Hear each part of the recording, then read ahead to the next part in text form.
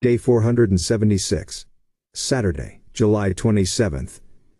Psalm 44. Psalms 44, 1-26 NKJV to the chief musician. A contemplation of the sons of Korah. We have heard with our ears, O God, our fathers have told us the deeds you did in their days. In days of old, you drove out the nations with your hand, but them you planted. You afflicted the peoples and cast them out. For they did not gain possession of the land by their own sword, nor did their own arms save them. But it was your right hand, your arm, and the light of your countenance, because you favored them. You are my King, O God. Command victories for Jacob. Through you we will push down our enemies, through your name we will trample those who rise up against us. For I will not trust in my bow, nor shall my sword save me. But you have saved us from our enemies, and have put to shame those who hated us. In God we boast all day long and praise your name forever. Selah. But you have cast us off and put us to shame, and you do not go out with our armies. You make us turn back from the enemy, and those who hate us have taken spoil for themselves. You have given us up like sheep intended for food, and have scattered us among the nations. You sell your people for next to nothing, and are not enriched by selling them. You make us a reproach to our neighbors, a scorn and a derision to those all around us. You make us a byword among the nations, a shaking of the head among the peoples. My dishonor is continually before me, and the shame of my face has covered me, because of the voice of him who reproaches and reviles, because of the enemy and the avenger. All this has come upon us. But we have not forgotten you, nor have we dealt falsely with your covenant. Our heart has not turned back, nor have our steps departed from your way, but you have severely broken us in the place of jackals, and covered us with the shadow of death. If we had forgotten the name of our God, or stretched out our hands to a foreign god, would not God search this out? For he knows the secrets of the heart. Yet for your sake we are killed all day long, we are accounted as sheep for the slaughter. Awake! Why do you sleep, O Lord? Arise! Do not cast us off forever. Why do you hide your face and forget our affliction and our oppression? For our soul is bowed down to the dust, our body clings to the ground. Arise for our help, and redeem us for your mercy's sake. Daily Deep Dive. The UCG reading plan states, Psalm 44, another maskil of the sons of Korah, is written as a community lament and plea.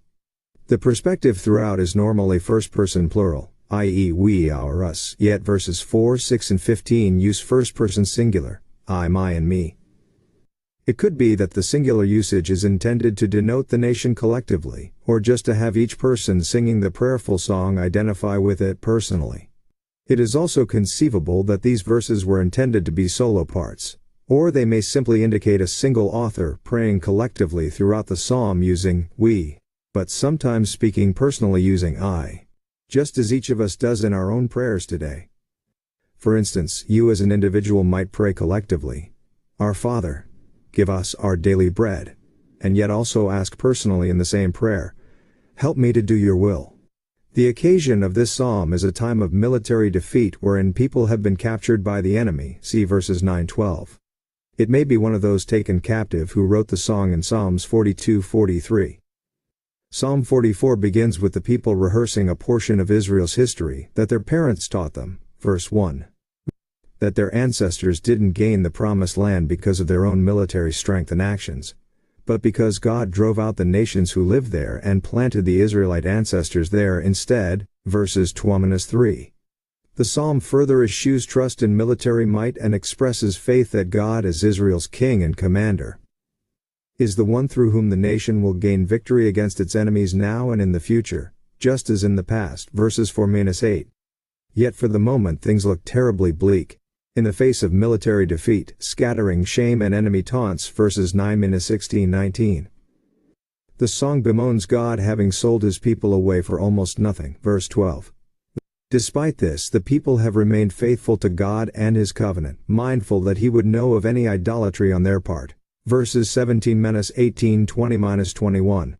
Indeed, the song maintains that it is because of the people's refusal to compromise with God's way that they are suffering and in danger among their enemies, verse 22. The statement here about being sheep for the slaughter applied in the greatest sense to the Messiah, who would come as the Lamb of God to be sacrificed, as the prophet Isaiah foretold in similar wording, see Isaiah 53:7. Yet this metaphoric description would also characterize all Christ's followers, his flock, who would be persecuted for their faith. And in fact the Apostle Paul quotes Psalm 4:22 in this very regard.